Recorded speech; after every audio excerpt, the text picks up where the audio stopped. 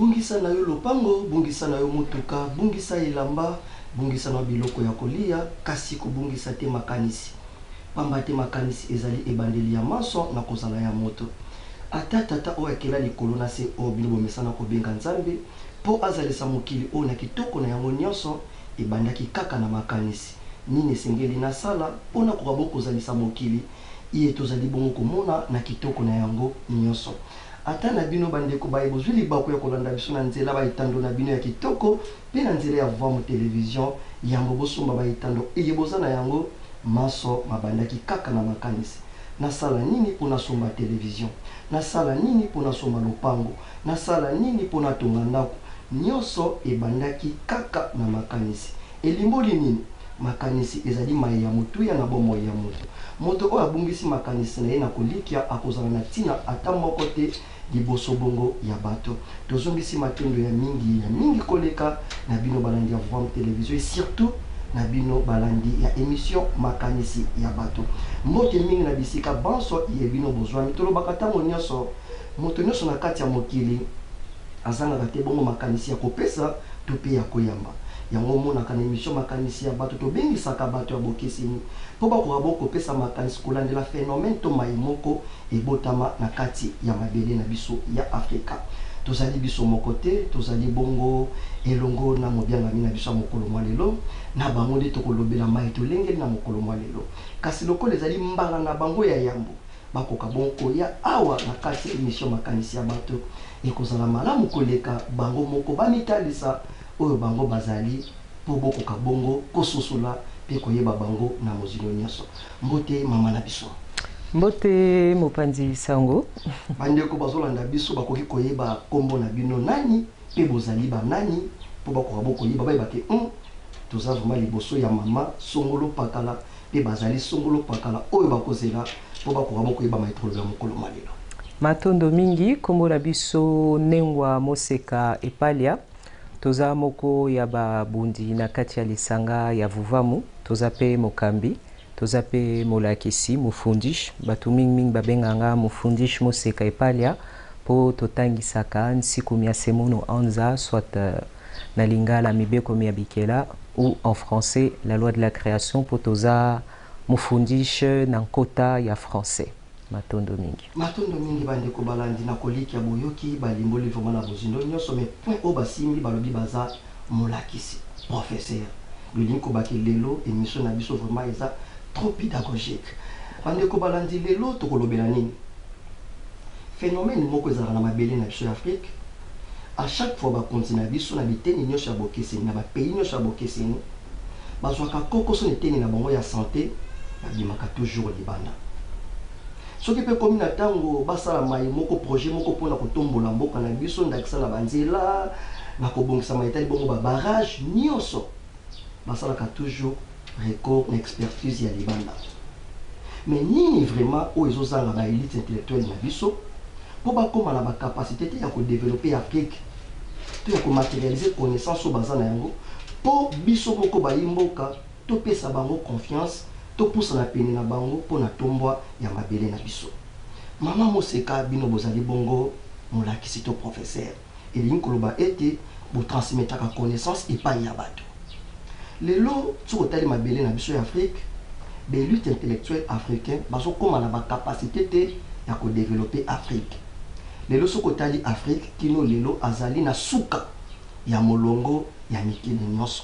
Mais aussi lota tozotanga na biteni nyonso tala ba faculté nyonso ya kokesa. Mais nini ezosala ete Afrique o ezala ba élite intellectuelle mais baso koma na ba capacité te ya ko développer Afrique. Matondo mingi mopanzi sango ndeka bolobi lelo toza bongo molakisi soit mufundish ya nsiku mia semono anza ngalinga osala mingi rectification pour ba téléspectateurs bakoka ko sosola penza la rectification sur Vuvamu. Vuvamu c'est pas une église hein, comme c'est perçu de l'extérieur bakansa minga eza église sikato kinako sambela. Non, Vuvamu en sigle, vous tout kabana pambu vidila, tope kozong lexika to bungela, soit en français, retournez où nous nous sommes égarés, soit perdus. C'est une école, c'est l'école initiatique africaine.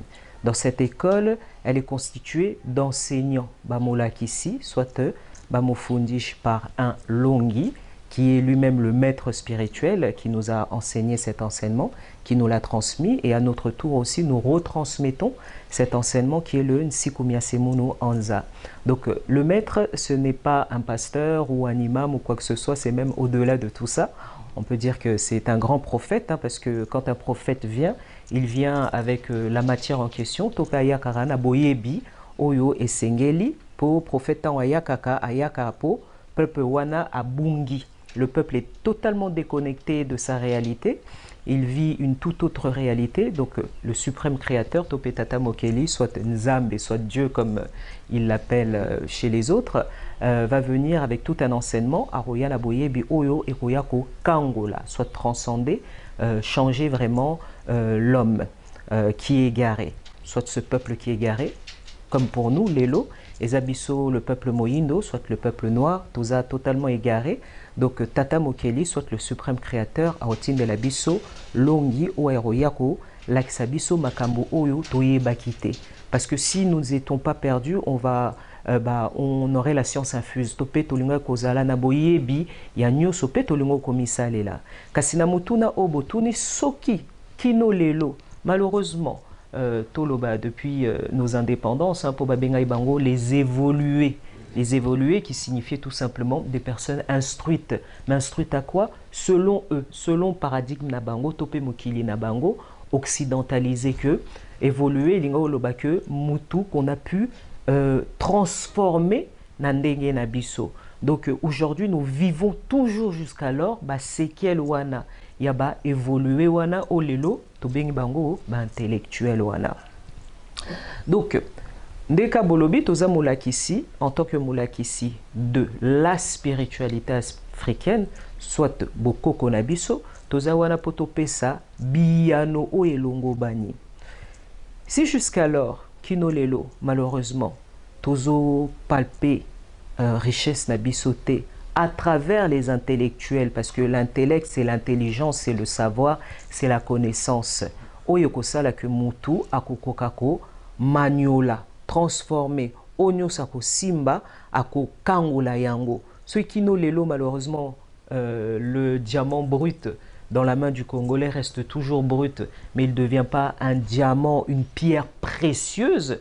Il reste toujours cette pierre brute pour nanu à transcender boye biwanate yako polir topé ko bongo la libanga wana et comme libanga yatalo, soit comme ils disent en français, une pierre précieuse. C'est parce qu'il est en manque de cette connaissance-là.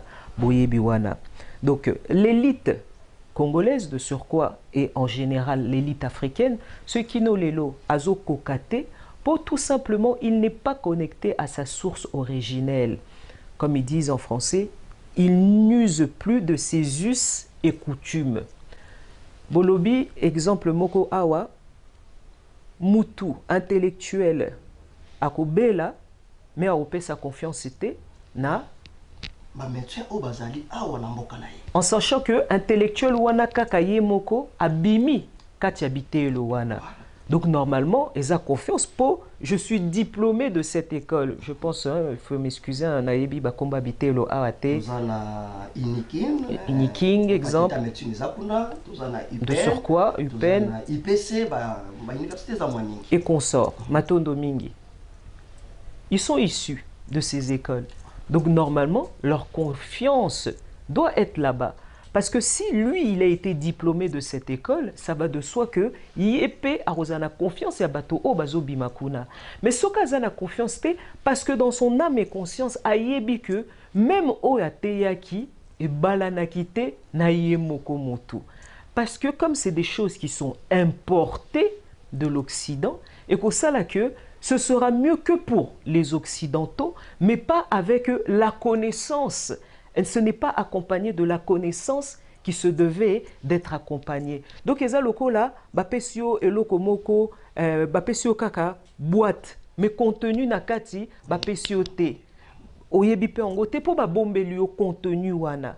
Donc, le quoi babombelio contenu wana, yo oyebi que bakolo contenu bazalaka awate bapesa biso ka carton ya pamba loko bapesa biso ka carton ya pamba il faut na kende pas bakolo exactement le manque de notice c'est le mot approprié kozanga notice donc on t'a donné des données mais sans les codes appropriés donc ça va de soi que ekobenda yo kaka okende esika yango soit on entend à l'université Louvain, ceux qui Louvanium, Awa. Donc, au moment où les Congolais ils vont aller se soigner en Belgique, ceux qui sont du côté français, ils iront en France se soigner. Mais bazo kendepo, billet au baye koli, et ça y a bangote. Elle ne découle pas et bimité la source originelle na bango. Donc, confiance et coco zalate. Pour les locaux, la moine attend azotanga azana double identité. Donc, à se dédoubler.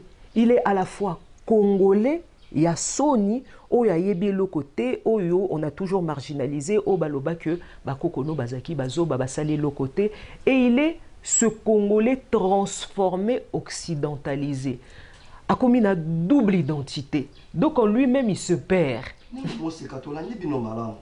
Surtout social bino mara moni kolobake élite intellectuelle africaine aza lokola to le bandakisa ba magnéto o bati CD exactement à lecture et c'est sur ba longoli CD donc aza sous na utilité to ba bongo exactement bo souleva ki point bolobi bino boza molakisi boye côté ya boye kotangisa nsiku nyasemono anza oza la loi de la création oyo motindami oyo yambi yango ezali bongo fumu kosukia mzala pana nangola bolobi motindami akoya na connaissance oyo kozala différente na connaissance oyo ba colonisateur to ba occidentaux bayaki na yango tolingi bolimbola bandeko bazolanda biso différence wana ekozala na etenini matondo mingi bopesi allusion à un disque biso topesa mimi ndakisa.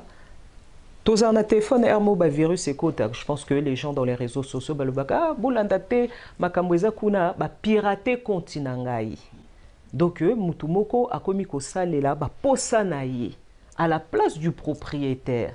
Donc ba yibi identité ya mutumoko siko mutumususo aye ko sala neti aza mutu wana kasaza mutu wana te akomi ko bimisa ba image oyo elongo banité, n'est-ce pas? Tout le monde a pensé à sanité, à bouzo, à pensé belé, donc à pirataka compte ya moto. Yo siko sokoza moto conscient o loba ate ya solo. Oh, ndeko o penza au grand jamais to mona ba vidéo ya sorte oyo. To pe ba makomi ya sorte oyo. Donc on comprend que moto oyo penza ba pirater. La différence c'est ozala wapi. Eza que baye oyo ba bongola ki identité na biso, ba rotia kati na biso ce qu'on appelle des pare-feux.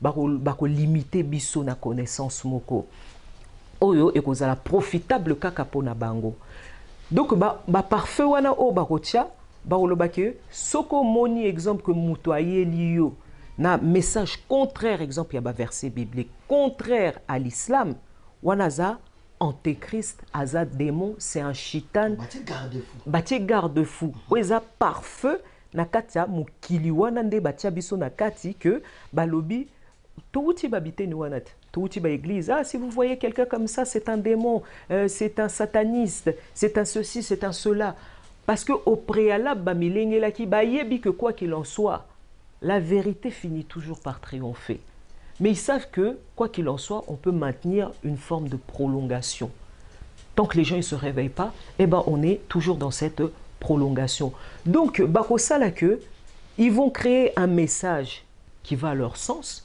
qui leur profite à eux, mais qui est à notre désavantage.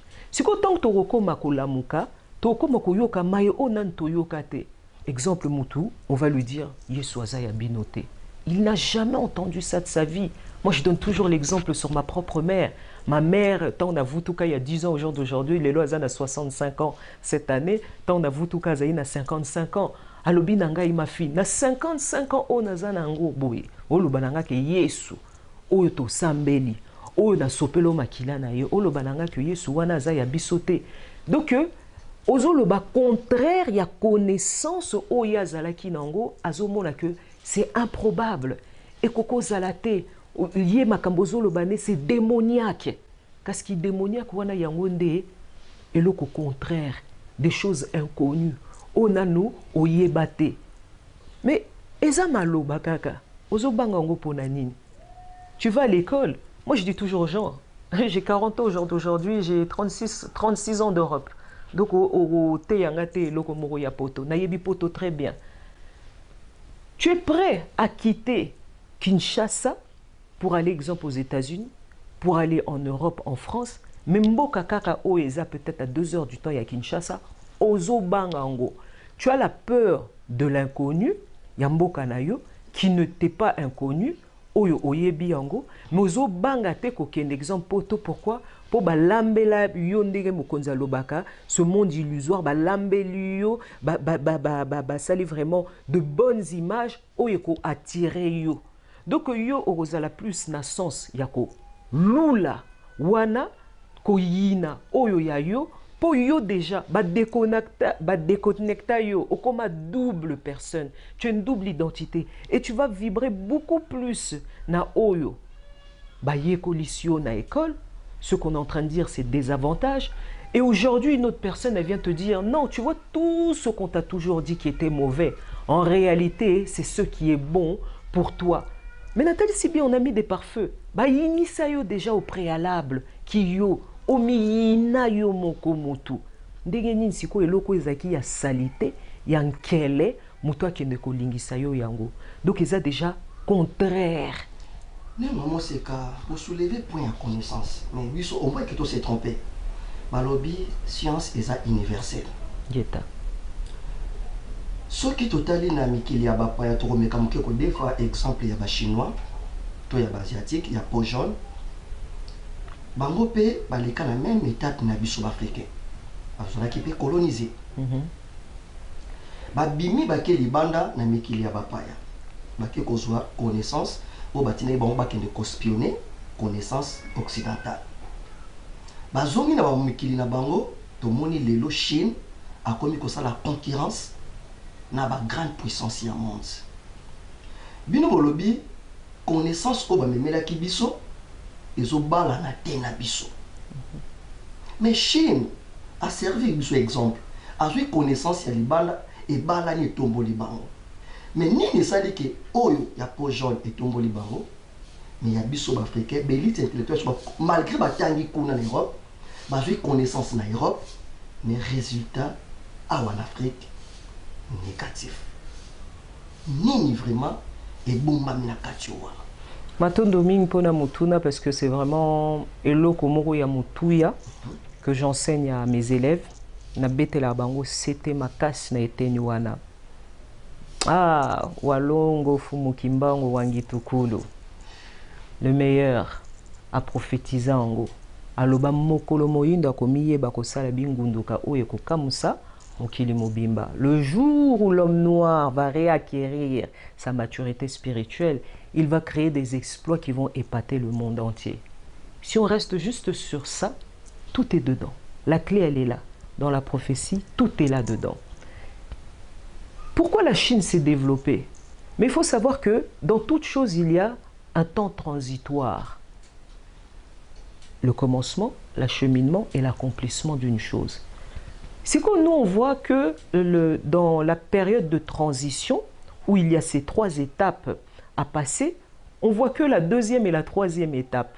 On voit le temps de transition où ils sont partis découvrir une connaissance et ils se sont développés. Mais Tobo Sanaka, la case départ, le commencement. Comment fut le commencement? Qu'est-ce qui a fait que, parce que disons les choses, hein, c'est à l'époque de Mao Tse-tung qui a financé, c'est l'État chinois qui a financé ces jeunes pour aller étudier. Donc ce qu'on zotine la moana, c'est qu'on y a la maturité moko, osoyi na tindie, nde na arokoksango. Dès si kumia semuno anza na 20e leçon na biso etangisi entre le bébé spirituel et l'adulte spirituel. On dit, est-ce qu'un enfant de 3 ans, peut-on l'envoyer en course? Non, parce qu'il n'a pas les aptitudes pour. Azana boye biwanate. Yo kenoti na bon moi $60.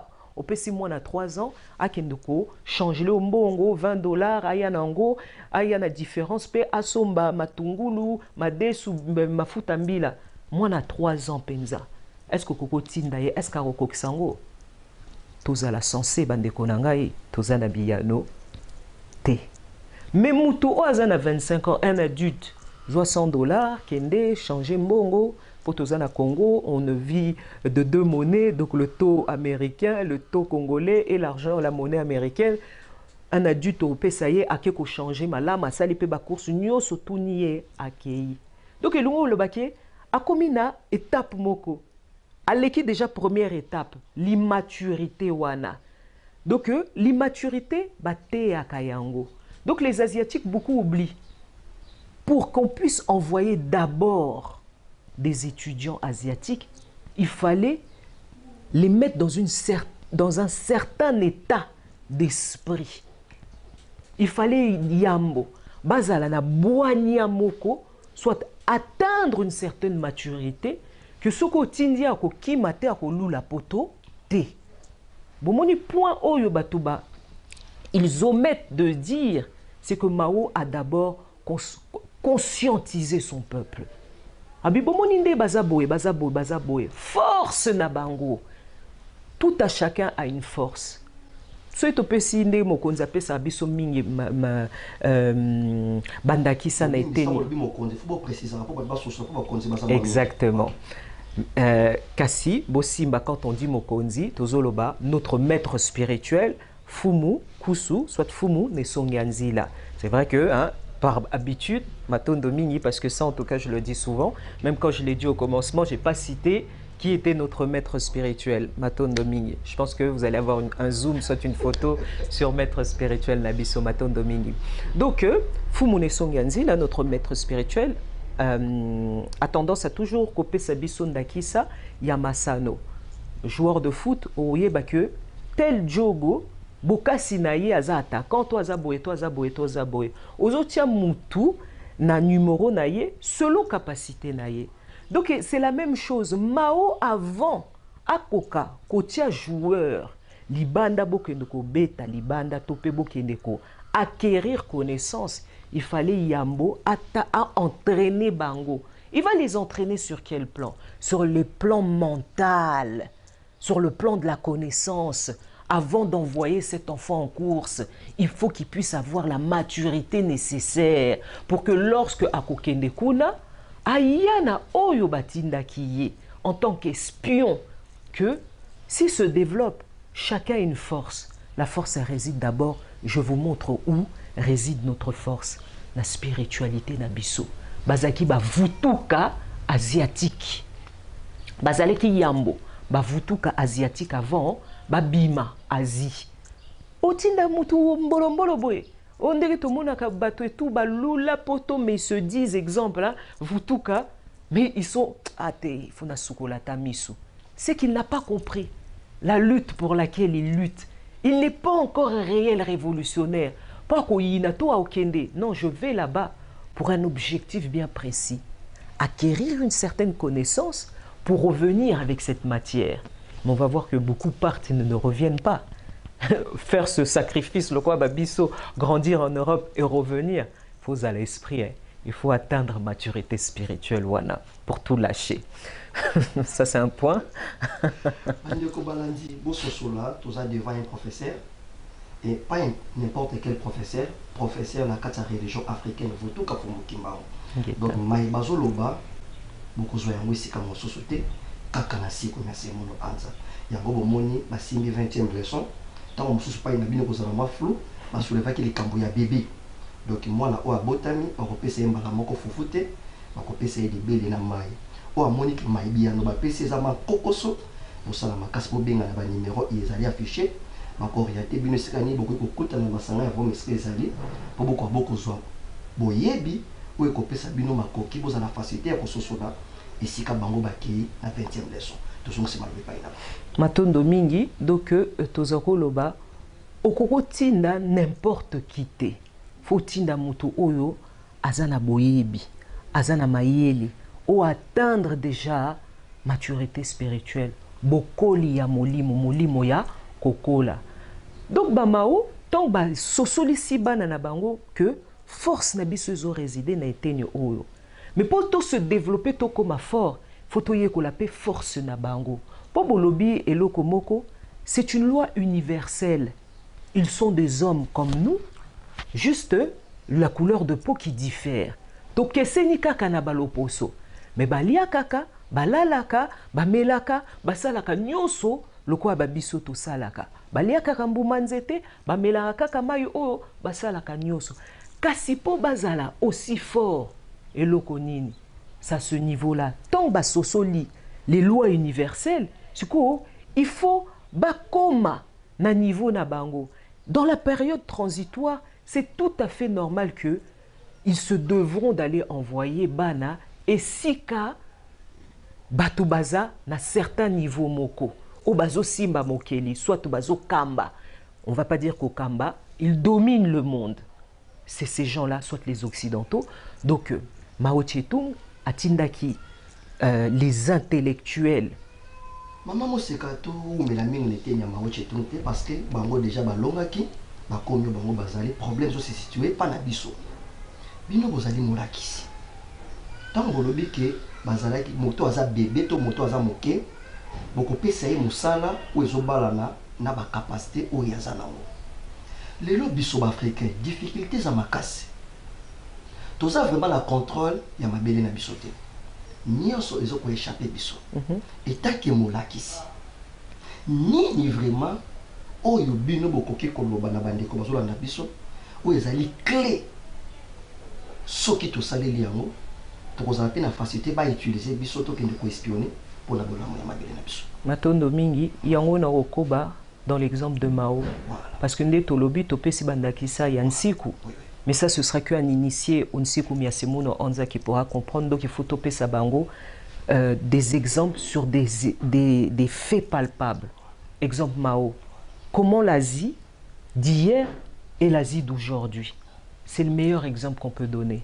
Et pourquoi je donne cet exemple? Pour revenir na lycée topé par ya prophétie na lobaki ya Fumukimbango. Donc, Mao Tse-tung, tonga monique, atangisi spiritualité.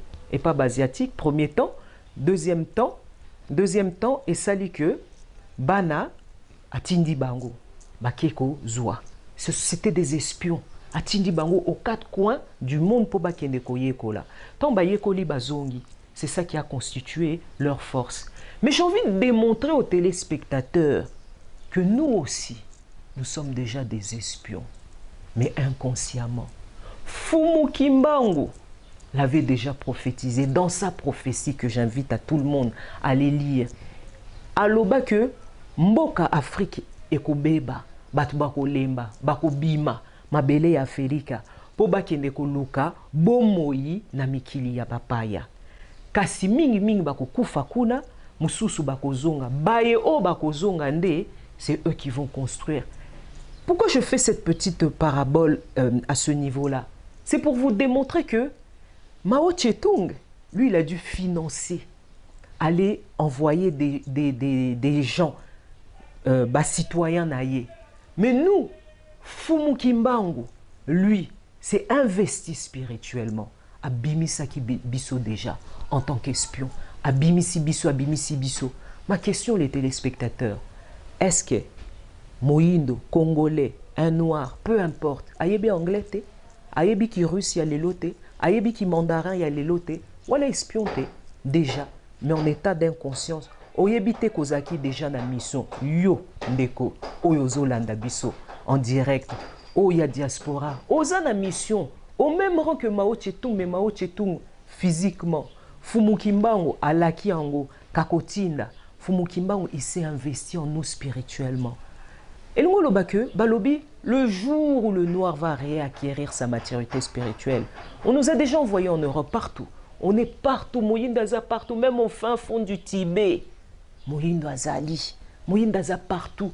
Donc qu'est-ce que Moyindo, tu n'as pas encore espionné jusqu'à l'heure? Oyebi déjà Nyoso. Mais il te manque une seule chose. Omutuna ya mopanzi sango. Que tozo kokana nous te, malgré science infuse, malgré matière grise, au boki ko puiser. Pour vous avez fait la deuxième étape. La première étape, Bosimbi Angote, qui est le retour, découvrir sa spiritualité, qui sont les lois fondamentales, universelles, qui régissent ce monde dans lequel nous sommes, kakao ezangi bino. Donc si les intellectuels jusqu'alors bakoka kosala eloko moko te po bazangi nsikumi ya semuno anza, soki botokoka kosala eloko moko te ezali po tozangi bongo nsiku oyo ezali bongo kotangisama epai ya fumu kosuki ya mozala mpana na ngola oyo babimisi balakisi ebele kati na bango mpona koyeba kotransmettre connaissance wana oyo ezali lokola soubassement to fondation esika eyewa tokosala élévation ya connaissance na biso pour Afrique eyamba ba élite intellectuelle oyo bakozala capable ya kodévelopper mabele na biso oyo ekosala même badirigeant na biso bazala na confiance na mayele to na boyebi ya bazali bongo na kati ya mabele na bango. Mama moseka tosonga nano eteni ya régie ya moto kende bongo na suka to babokola na belema ya bandeko pe baintervenaki par rapport ya thème oyo tolobeli na eteni oyo totiki esika na régie biso na bino tokotana na nsima. Mbote ndeko na ngai mbote tata tokoki koyeba kombo na bino. Bon, kombo na ngai Jonas Ntwanchwedi. Papa Ntwanchwedi. Oui, ngai tosali mwa constat na mabele na biso Afrique. Phénomène moko ezalaka soki mokonzi abeli na baposte nyonso ya bokeseni to mpe so balingi basala mayeboko songolo nakisa mpo na construction ya mboka na biso bakosala toujours recours na libanda.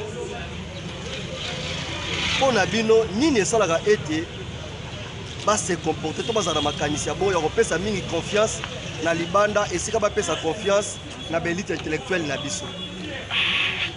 Premièrement, bapesa biso confiance te mpona biso moko nano bacongolais toza batraite. Bapesa mpo une fois soko opesi déjà moto ya libanda osala mosala asala yango donc na droiture na ndenge yo moko lingeli ezala.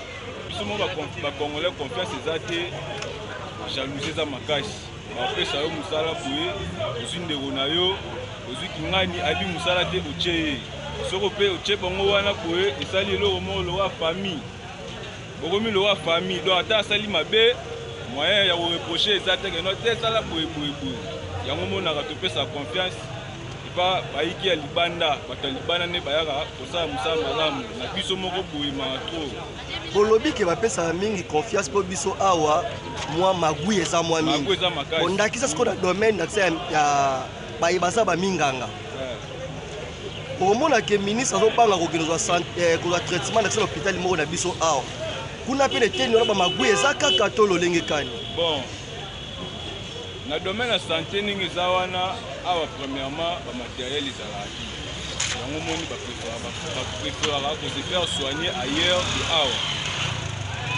bamatos pena awa pena. Mais biso mpe totangi classe bango mpe batangi classe na même système éducatif mais nini ezosalaka libanda baperfectionne façon na bango ya kozala mais biso a tozokoma te.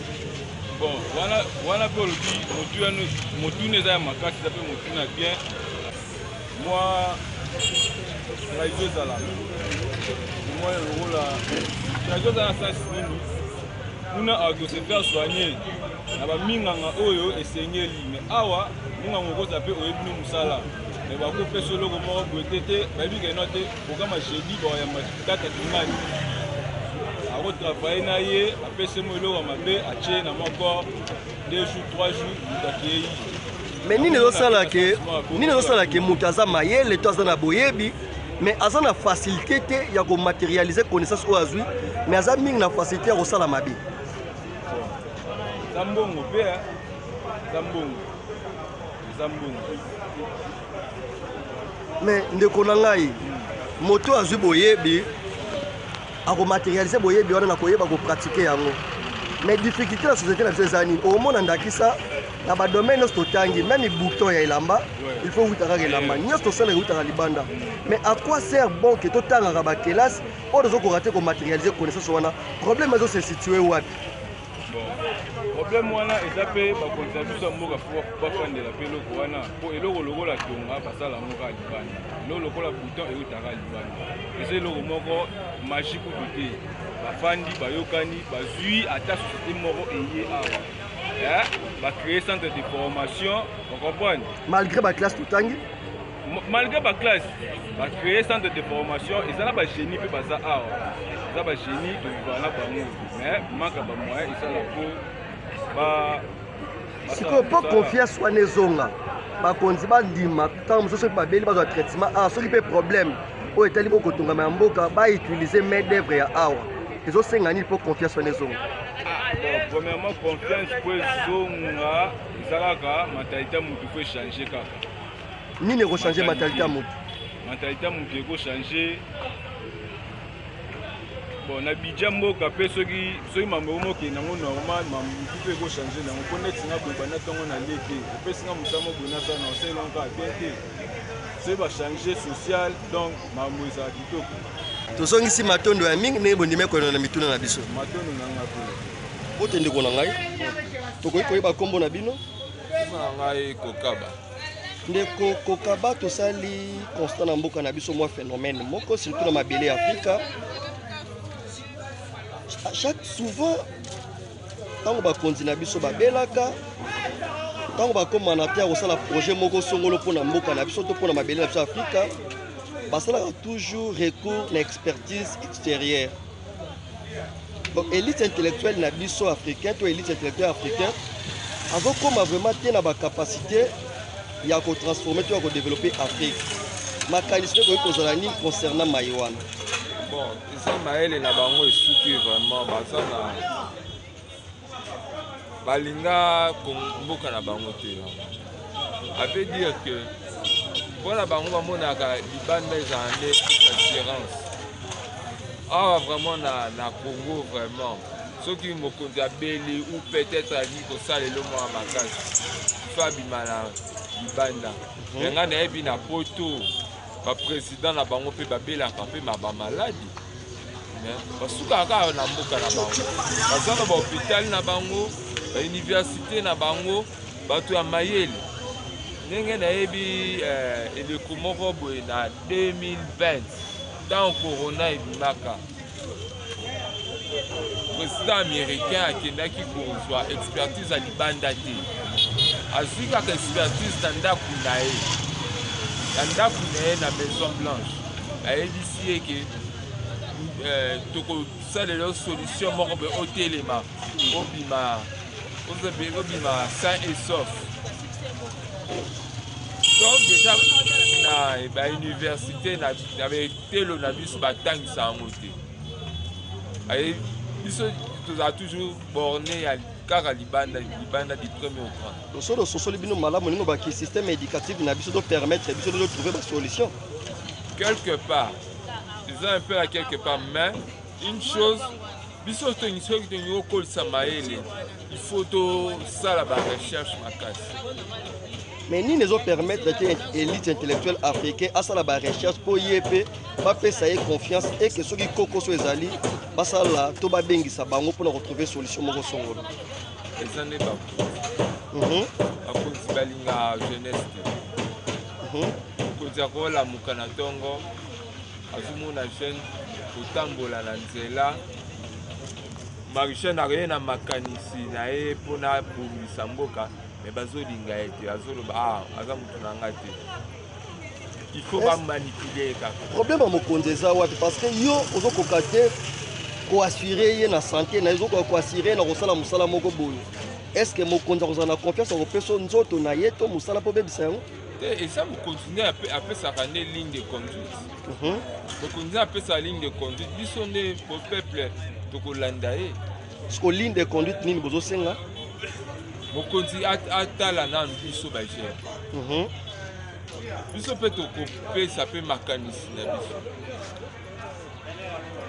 par exemple pa bamindele bango baza na bavoyant mais est ce que biso awa na kongo toza na bavoyant oyo soulever problème ya coronavirus mais biso awa bamédecin na biso corps médical na biso basalaki toujours recours na libanda o libanda elobi yango bango mpe bazoloba omoni te ke seke mwa limite moko ezali na homme intellectuel africain ezali ne etelo na biso etelo na biso tala na campus basoki mpe bana na biso te utasisi kelasi na campus oleba pesa ye makoki asala me bazolinga ye nga nayebi ya na ngai ngai ntango nazwaki maladi moko boye ebetaki nga na 2013 azuki ake kaka alobi te ake kaka na campus ntango ake kaka na campus wana atrouve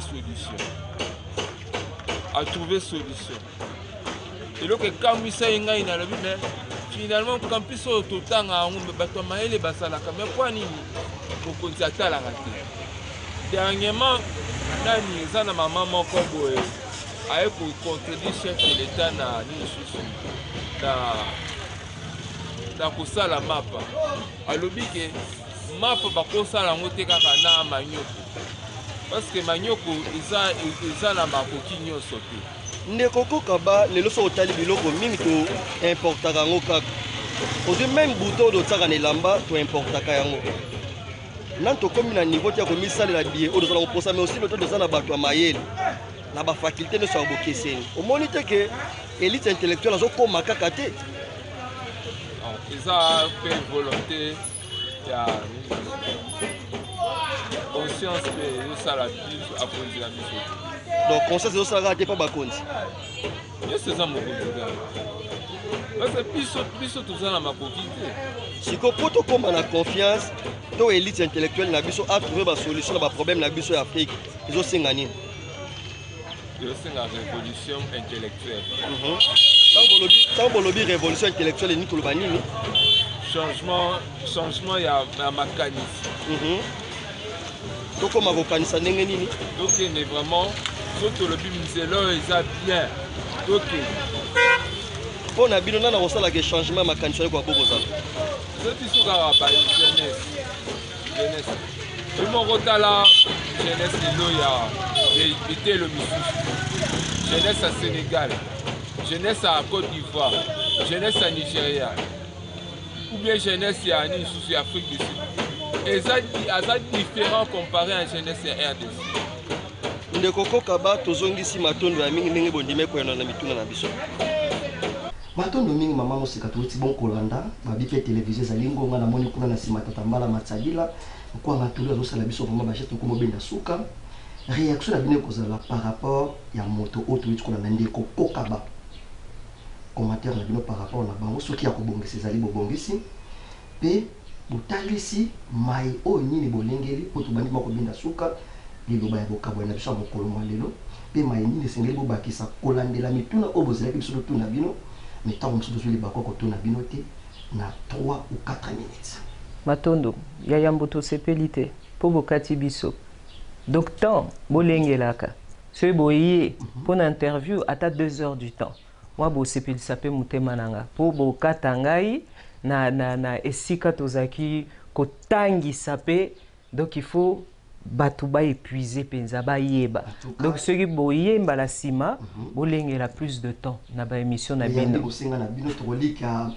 lokola déjà bosengi biso yango tokolika na émission ezali koya tokolengela vraiment espace mobimba kaka mpona bino matondo mingi tosepeli na tata kokaba akabi boyebi moko kutu ya kitoko eloko na sepeli c'est la réflexion la pertinence po aza moleki boza koleka na nzela pe botuni mutu ça doit nous interpeller des types de réflexion boye l'élite congolaise ça doit interpeller il n'a pas affaire à un peuple ya bazoba batamayele belé bazali. Je pense que bolobaki aza soki couturier soki mutu azo sala moi misala maboko mais mutu intellectuel a olekana jipa otala ye moi mutu en minimiser ye mais bata savoir baza ebele dès kaka lobi eloko ezo échappé biso c'est cette désinformation et cette ignorance qui nous tue. Il faut que l'homme intellectuel soit en quête de l'amour de la vérité. Alinga ayeba. Pona yango, il faut atia ba préjugés, pe suspicion. Donc ba bibanga banga. Pour c'est des grands peureux nos intellects. Moi qui vous parle, hein, beaucoup me connaissent, hein, par rapport à mes interventions, je ne mâche pas mes mots. Balongo la bobangi. Ça, c'est la peur du christianisme, hein, qu'on leur ancre en eux. Oh, la peur, ceci, cela. Il faut balongo lango. J'ai beaucoup aimé la réflexion de la personne. Bato baza et belé. L'élite, il faut baya verbiso. Là le baso bo bangara lion boyata et pas ba lion so. Le quoi ba biso, toi ba lion so à devenir des lions. Pour père, maître spirituel Azali. Cherchez à être curieux aussi dans la spiritualité africaine. Cherchez. Obiso tozoloba pour chuter pour nazo mona que bazo saba sin penza. Soyez curieux. Obozo luka kuna na poto ezaka na simandako. Boya na vuvamu, boya botaka nsiku miase muno onza. O matoi na bino na ne yokate. Matondo mingi. Ne maman seka ezalaki bosenga ya bato pona lui to yamba professeur. Nsiku eza monene. En tout cas na 2 minutes. Nsiku eza monene. Kola na maitolobi mokolo mwa lelo. Bosimbi siku na bite nyonso. Bo pesa bande ko bazola na biso mwa gu. Ya siku ne fiske na 1 minute. Matondo mingi par mois, exemple, kopesa gu. Quelqu'un ayant grandi en Europe, mais qui lâche tout, l'Europe, pour revenir chez moi. Pourquoi c'est que j'ai compris quelque chose? La comprendre que on est mieux servi par soi-même, chez soi-même. Qu'est-ce qui m'a fait revenir? Pour Batomisous, exemple nos familles, hein, comment elle peut claquer l'Europe? Comment à Kokoti Kanyo se poison Afrique? C'est l'Unsikumia, c'est mon Anza. Et l'Angousangaï. La connaissance, le savoir, on a découvert la Kati, Yansikumia Semuno Anza. Matondo Mingi, notre maître spirituel, Fumune Songanzila, pour ce savoir, la beauté et la magie qui se renferment dans le Nsik. On ne va pas dire magie pour, c'est tellement suspicieux. Quand on dit magie, c'est les éclats. Tangozo Tanga, merveille au Nanoyokate, que en réalité, Zaboye, Yango Otokokoloba. Il faut l'expérimenter. Matondo mingi bandeko balandi. Matondo mingi na mama moseka lelo tolobelaki l'élite intellectuelle na biso pour na nini bazokoma na ba capacité ya ko développer Afrique. Pour à chaque fois nkoko sozala na mabele na biso na ba domaine nyonso to salaka toujours éco expertise ya libanda. Toyoki mama moseka nenga lobi bazalaki vraiment na bosembo nyonso mpona kotalisa biso etant que molakisi balobi poto koma na ba capacité wana ya kotombola mabele na biso ezali kaka il faut toluka spiritualité na biso et kuna tokozwa connaissance pe kozala lokola fondation to soubassement na biso ezali siku nyase mono anza commentaire ya kosala ezali te tozongisi matondo ya mingi na mama moseka tokoliki ezali mbala ya yambo baparticipe na makanisi ya bato mais ezali mbala ya suka te tozongisi matondo na fumu kosukia mzala pano na ngola pona nini kolandela mayebimi awa bango nde bazali promoteur loyelingi koloba ete kati na bango eza mokili to monde mobimba oyo maso oyo toza nango posa ndenge tobayike mokokoli soki otali yango na miso boye omona eloko moke mais il suffit olona yango nzete kati nango ezali misisa ezali mboma ezali kasa ezali loyelingi kolobaki mai fo mokusu bamemeli biso na nzela ya siku ya semono anza ebombi baatu nyonso nécessaire oyo ezali mpona tombwana ya mabele Afrika mpona nini te na élite intellectuelle africaine. Tozongisi matondo ya mingi epai na bino matondo ya mingi na équipe technique mobimba ya Vuvamu télévision mpona nini te na bakambi na nga banso tobosani te tata ntimba siluvondi mpose tika ete bokoba kopesa confiance na Vuvamu télévision et surtout na émission na bino makanisi ya bato biso na bino tokutani na manaka ezali koya tika ete kimia ya walongo fumokimba wangi tukulu eyingela na mabota na biso banso mobimba matondo.